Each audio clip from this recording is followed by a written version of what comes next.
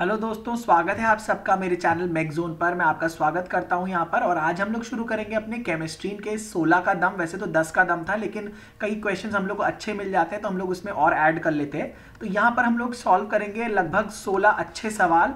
और ये सवाल आपको आरआरबी जेईई 2019 में डायरेक्टली देखने को मिल सकते हैं और आपसे ऐसे ही सवाल पूछे जाएंगे जिस तरीके से हम लोग यहाँ पर प्रैक्टिस कराते हैं। तो फिजिक्स के लेक्चर्स ऑलरेडी हमारे प्लेटफॉर्म पर चल रहे हैं और अब हम लोग वहाँ से केमिस्ट्री शुरू करने वाले हैं बहुत जल्दी। फिजिक्स ऑलमोस्ट हमारा एंड होने वाला है, 2 चैप्टर्स सिर्फ बचे हैं, 2-3 चैप्टर्स। इलेक्ट्रोसिटी बची है, मैग्नेटिज्म बचा है और रेडियो एक्टिविटी, या फिर हम देखें तो थर्मैनिक एमिशन वहाँ पे बचा है। तो आज जैसा कि आपको पता है 10 जनवरी 2019 है, तो आज के लिए हमारे लेसन हम लोग अपलोड कर रहे हैं। तो लेसन स्टार्ट करने से पहले मैं आप सब लोगों से रिक्वेस्ट करूंगा कि मेरे चैनल को सब्सक्राइब जरूर कर लीजिए, बेल आइकन को प्रेस कर लीजिए और मुझे अनअकैडमी के प्लेटफॉर्म पर भी फॉलो कर लीजिए, क्योंकि अनअकैडमी के प्लेटफॉर्म पर मैं एक वेरीफाइड स्टार एजुकेटर हूँ और वहाँ मेरे जितने भी कोर्सेज हैं वो आरआरबी जेईई, एसएससी जेईई सब के लिए बहुत ज़्यादा इंपॉर्टेंट है। गेट इंजीनियरिंग सर्विसेज के लिए भी बहुत इंपॉर्टेंट है, तो आप वहाँ से सारे कोर्सेज को फॉलो जरूर से कर लीजिए। तो दोस्तों जल्दी से पेन और कॉपी लेके बैठ जाइए मेरे साथ और जितने भी इंपॉर्टेंट क्वेश्चंस आपको लगते हैं सब आप लोग नोट डाउन कर लीजिए, क्योंकि ये जितना भी हम लोग यहाँ पढ़ा रहे हैं हाईली एकदम बिल्कुल आपका आरआरबी जेईई ओरिएंटेड मटेरियल आपको यहाँ पर हम लोग देंगे और उसी के साथ हम लोग आपकी प्रिपरेशन को और ज्यादा बूस्ट अप भी करने वाले हैं, वो भी फ्री ऑफ कॉस्ट। आइए देखते हैं पहला question. A mixture of which one of the following pairs of gases is the cause of occurrence of most of the explosion in mines? तो माइंस की अगर बात करें, निम्नलिखित में से कौन सी गैसों का एक मिश्रण खानों में मुख्यतः दुर्घटना का कारण बनता है? तो यहां पर सही ऑप्शन है हमारा मीथेन और एयर। तो मीथेन और वायु का जो कॉम्बिनेशन है उसके कारण हमारी जो माइंस होती है उसमें धमाके हो जाते हैं, एक्सप्लोजन हो जाता है। तो यहां पर सही होगा CH4 एंड एयर, ऐसा भी लिखा हो सकता है। ठीक है, तो हमारे मीथेन का केमिकल फॉर्मूला क्या होता है? CH4 कार्बन की होती है टेट्रावेलेंसी, चारों बॉन्ड पर एक एक हाइड्रोजन जुड़ा होगा। ठीक है, तो ये हो गया आपका answer number C. Next option देखते हैं दोस्तों। Which one of the following is not an explosive? इनमें से कौन सा एक एक्सप्लोजिव नहीं है? तो सही आपका नाइट्रोक्लोरोफॉर्म। नाइट्रोक्लोरोफॉर्म आपका एक्सप्लोजिव नहीं है। TNT आपका एक्सप्लोजिव है। ट्राई नाइट्रोग्लिसरीन एक्सप्लोजिव है। साइक्लोट्राइमिथाइलिन भी, साइक्लोट्राइमिथाइलिन, ट्राई नाइट्रामीन, ये RDX का देखिए यहाँ से आपको बहुत इंपॉर्टेंट मिल गया। RDX जो होता है वो होता है साइक्लोट्राइमिथाइलिन ट्राइनाइट्रामीन। ठीक है, तो ये RDX का केमिकल फॉर्मूला है। तो TNT तो आपको पता ही है एक्सप्लोजिव होता है, ट्राइनाइट्रोग्लिसरीन भी आपका एक्सप्लोजिव होता है, RDX भी एक्सप्लोजिव है, नाम से ही आपको पता होगा RDX का धमाका। ठीक है, और नहीं जो होता है वो है नाइट्रोक्लोरोफॉर्म। तो यहां से सही ऑप्शन हो जाएगा ऑप्शन डी आपका। नेक्स्ट देखते हैं दोस्तों question. Nobel oil is the name for which one of the following explosives? तो नोबल ऑयल किसका होता है? ट्राई नाइट्रोग्लिसरीन का होता है। तो यहां से सही ऑप्शन हो जाएगा TNG, Nobel oil, that is trinitroglycerin. सही ऑप्शन है हमारा ऑप्शन ए। तो नोबल ऑयल निम्नलिखित विस्फोटकों में से किसका नाम है? तो ये हो गया हमारा ट्राई नाइट्रोग्लिसरीन का नाम है नोबल ऑयल। नेक्स्ट देखिए दोस्तों, RDX was invented by. RDX किसने डिस्कवर किया था? RDX जैसा कि आपको पता है एक एक्सप्लोजिव होता है जो कि हमारे धमाकों में इस्तेमाल किया जाता है।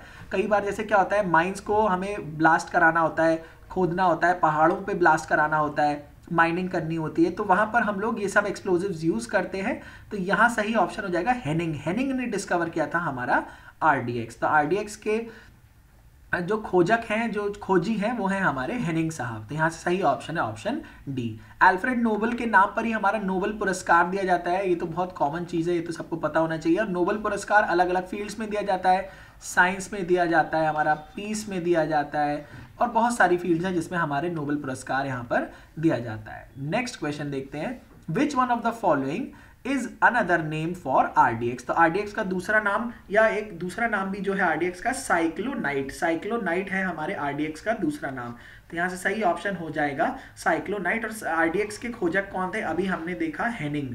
ठीक है, हेनिंग साहब हमारे साइक्लोनाइट के खोजक हैं या RDX के खोजक हैं।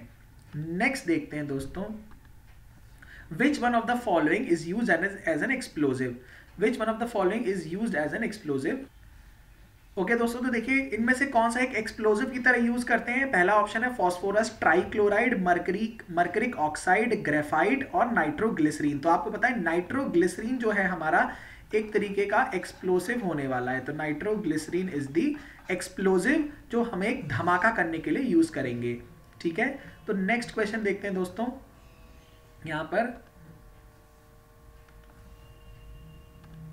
विच one of the following is use in the production of explosives. तो एक्सप्लोजिव के लिए जो हमारा यूज होता है वो ग्लिसरॉल होता है, नाइट्रोग्लिसरीन अभी आपने देखा एक एक्सप्लोजिव की तरह यूज होता है, तो उसके लिए हम लोग को ग्लिसरॉल का यूज करना पड़ता है। तो यहाँ सही ऑप्शन हो गया हमारा ग्लिसरॉल। मिथनॉल का क्या फॉर्मूला होता है दोस्तों, CH3OH, ये एक अल्कोहल है, ठीक है। यूरिया का क्या फॉर्मूला होता है, NH2CONH2, ठीक है। और ऑक्सैलिक एसिड हो गई हमारी, ऑक्सैलिक एसिड का क्या फॉर्मूला होता है, इसका फॉर्मूला होता है दोस्तों C2H2O4, यहाँ पर सही है इसका फॉर्मूला C2H2O4। तो हम लोग को फॉर्मूले भी याद रखने, क्योंकि केमिस्ट्री में हो सकता है हम लोगों से फॉर्मूले भी पूछ लिए जाएं। तो यहाँ पर सही ऑप्शन जो है दोस्तों हमारा ये है ऑप्शन ए। अगला क्वेश्चन देखते हैं, देखिए यहाँ पर क्या पूछा गया है, which of the following is a natural fuel, इनमें से कौन सा एक नेचुरल फ्यूल है। तो यहाँ पर सही ऑप्शन है आपका पेट्रोलियम। पेट्रोलियम एक नेचुरल फ्यूल है, ठीक है। फ्यूल का मतलब क्या होता है, जब हम उसको बर्न करेंगे तो हमें हीट मिलेगी, ठीक है, और एनर्जी का प्रोडक्शन होगा, हीट और एनर्जी का प्रोडक्शन यहाँ पर होगा। और जैसे कि आपको पता है कि जो भी हमारा ऑर्गेनिक मैटर है, organic matter like dead plants हो गए, मरे हुए पेड़ हो गए, जानवर हो गए, जो भी dead and decaying organic matter है, वो जब हमारा अर्थ के नीचे दब गया और बहुत मिलियन साल बाद जब ये बहुत अंडर हाई प्रेशर, जब प्रेशर बहुत हो गया, टेम्परेचर बहुत हो गया, तो ये धीरे धीरे किस में कन्वर्ट होने लगा, ये हमारा होने लगा पेट्रोलियम में कन्वर्ट, ठीक है। तो पेट्रोलियम हमारा यहाँ पर आंसर है which is a natural fuel, ये हमारा एक नेचुरल फ्यूल हो गया। अगला क्वेश्चन देखिए, Which one of the following fossil fuels is the cleanest fuel? इनमें से कौन सा फ्यूल सबसे क्लीनेस्ट है। तो जब हम क्लीनेस्ट की बात करेंगे तो हम उससे ये भी मतलब समझेंगे कि ये पॉल्यूशन जो है ये नहीं कॉज करेगा, या पॉल्यूशन बहुत मिनिमम कॉज करेगा, और ये हमारा इको फ्रेंडली भी होने वाला है, मतलब एनवायरनमेंट को हमारे हार्म भी नहीं करेगा और हमारा पॉल्यूशन भी क्रिएट नहीं करेगा, ठीक है। तो यहाँ से सही ऑप्शन है आपका नेचुरल गैस। तो नेचुरल गैस जब बर्न होती है, प्राकृतिक गैस जब बर्न होती है, उसको जलाया जाता है, तो उसमें कोई भी रेसिड्यू नहीं निकलता, कोई भी चूरा या कोई भी ऐसा हार्मफुल रेसिड्यू नहीं निकलता जो कि पॉल्यूशन कॉज करता हो। तो यहाँ से सही ऑप्शन है हमारा नेचुरल गैस। नेक्स्ट क्वेश्चन देखते हैं दोस्तों। तो नेक्स्ट क्वेश्चन में हमसे कहा गया which of the following is a fossil fuel, इनमें से कौन सा एक फॉसिल फ्यूल है, या इनमें से कौन सा एक जीवाश्म ईंधन है। तो जीवाश्म ईंधन हो गया हमारा नेचुरल गैस, ठीक है। यहां से हमारा हो गया नेचुरल गैस। तो नेचुरल गैस और ये सब जितने भी हमारे इनको कहते हैं हम क्लीन फ्यूल्स भी कहते हैं, इनको हम लोग कहते हैं क्लीन फ्यूल्स, क्योंकि इनको जलाने पर कोई भी एज सच पॉल्यूशन नहीं होता। ये सारे फ्यूल्स हमारे इको फ्रेंडली हैं, एनवायरमेंटल फ्रेंडली हैं, इनको जलाने से पॉल्यूशन भी नहीं होगा और हमारे एनवायरमेंट को भी कोई नुकसान नहीं है।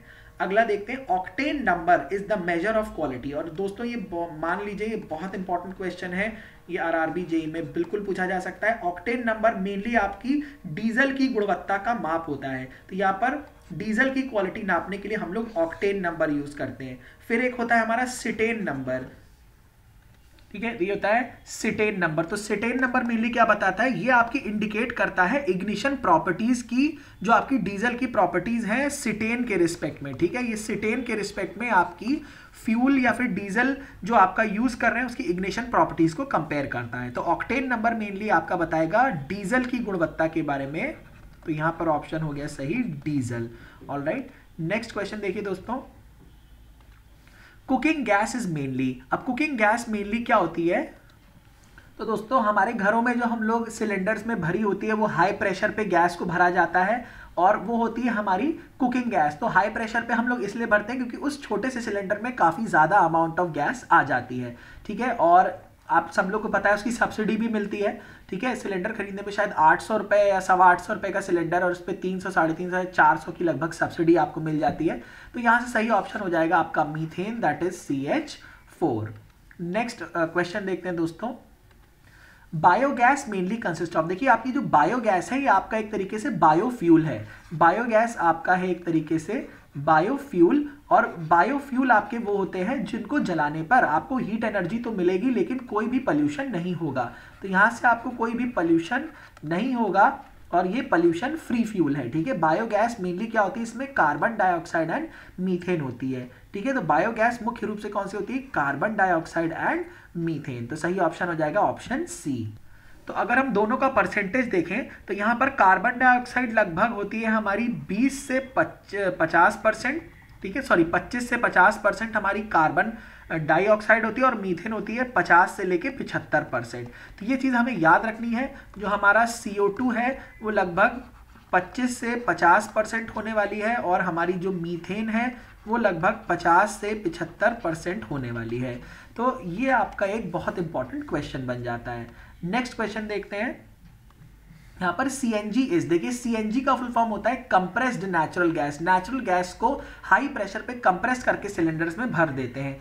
और LPG का फुल फॉर्म क्या होता है, ये होती है हमारी लिक्विफाइड, ठीक है, liquefied petroleum gas, liquefied petroleum gas, ठीक है। LPG is liquefied petroleum gas, CNG is compressed natural gas. तो देखिए cyanogen natural gas, condensed nitrogen gas, controlled natural gas, लेकिन सही ऑप्शन क्या है आपका, कंप्रेस्ड नेचुरल गैस। और लास्ट क्वेश्चन देखते हैं दोस्तों यहाँ पे, which one of the following is used as an antifreeze for automobile engines. Antifreeze का मतलब है ऑटोमोबाइल इंजन्स में फ्रीज मतलब जमने से बचाने के लिए, हमारे फ्यूल को जमने से बचाने के लिए फ्यूल में क्या चीज ऐड करी जाती है, तो यहाँ पर सही ऑप्शन है इथाइलिन ग्लाइकॉल। और दोस्तों इथाइलिन ग्लाइकॉल का क्या फॉर्मूला होता है, ये होता है हमारा C2H6O2। ये हो गया हमारा इथाइलिन ग्लाइकॉल का फॉर्मूला। तो ये भी क्वेश्चन बहुत इंपॉर्टेंट है। एंटी फ्रीज मतलब फ्यूल को ठंडी में जमने से ही बचाता है, इसमें हम लोग डाल देते हैं इथाइलिन ग्लाइकॉल। तो दोस्तों इसी के साथ हमारा खत्म होता है लेसन। आई होप कि यहाँ जितने भी क्वेश्चंस हम लोगों ने आपको दिखाए हैं वो सारे के सारे आपके एग्जामिनेशंस के लिए बहुत ज़्यादा इंपॉर्टेंट है। तो आप ये क्वेश्चंस को नोट डाउन करते रहा करिए और हमारे वीडियोस को लाइक शेयर कमेंट जरूर किया करिए, अपने दोस्तों के साथ शेयर करिए और हमारे टेलीग्राम ग्रुप को भी आप ज्वाइन कर सकते हैं। ये सारी स्लाइड्स हम अपने टेलीग्राम ग्रुप में डाल देते हैं जहाँ से आप इन्हें डाउनलोड कर सकते हैं। तो थैंक यू सो मच।